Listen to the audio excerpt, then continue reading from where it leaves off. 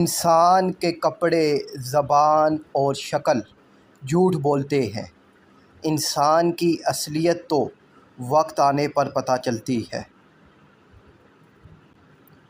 اگر کسی انسان سے تمہارا رشتہ ختم ہو جائے تو اس کے حوالے سے اپنی زبان کو حفاظت میں رکھا کرو۔ صاف صاف منہ پر بولنے والا کڑوا ضرور ہوتا ہے پر دھوکے باز نہیں۔ جب کسی کام کا ارادہ رکھتے ہو تو اللہ پر بھروسہ کر کے اسے شروع کر دو۔ دوسرے لوگوں میں اپنے اندر کی گندگی تلاش کرنے کو شک کہتے ہیں۔ جاہل اور عالم میں اگر رات بھر بھی بحث جاری رہی تو جاہل ہی جیتے گا۔ کسی سے صلح کرنی ہو تو پرانی باتیں کبھی نہ دہرانا ورنہ صلح نہیں جنگ ہوگی۔ برے وقت کا ایک فائدہ یہ بھی ہے کہ وہ جاتے جاتے اپنے ساتھ فضول لوگ اور مطلبی رشتے لے جاتا ہے۔ تنہائی ایک بہت بڑی طاقت ہے اور اسے سنبھالنا کمزور لوگوں کا کام نہیں۔ بہت کم لوگ اسے سنبھال پاتے ہیں۔ زندگی میں ہم اس مقام پر بھی آ جاتے ہیں کہ کوئی کچھ غلط بھی بول رہا ہو تو ہم کہتے ہیں کہ آپ کی بات ٹھیک ہے۔ ہم کچھ لوگوں کی زندگی میں بارہویں کھلاڑی کی طرح ہوتے ہیں۔ جب کوئی اور دستیاب نہ ہو تو پھر ہمارا انتخاب ہوتا ہے۔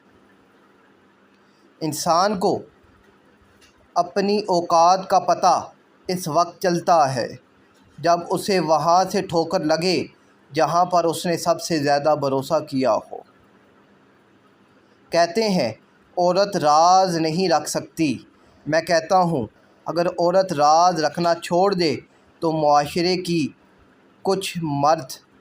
کے کچھ مرد منہ دکھانے کے قابل نہ رہیں۔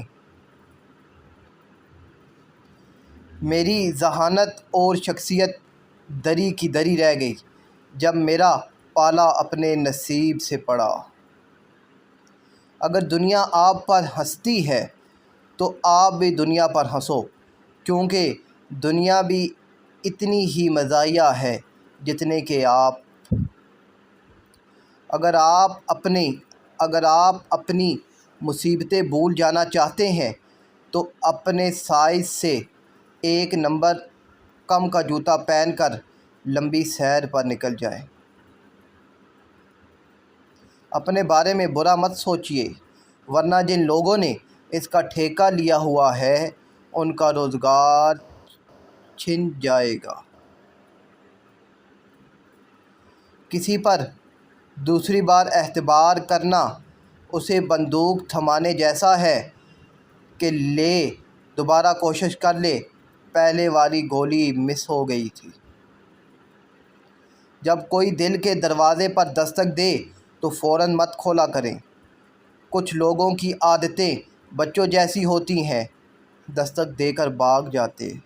تمہارے جسم کے یہ اعضاء اگر سن ہونے لگیں تو یہ موت کے قریب آنے کی نشانی ہے۔ تمہارے پاؤں کا انگوٹھا اور تمہارے پاؤں کی تلی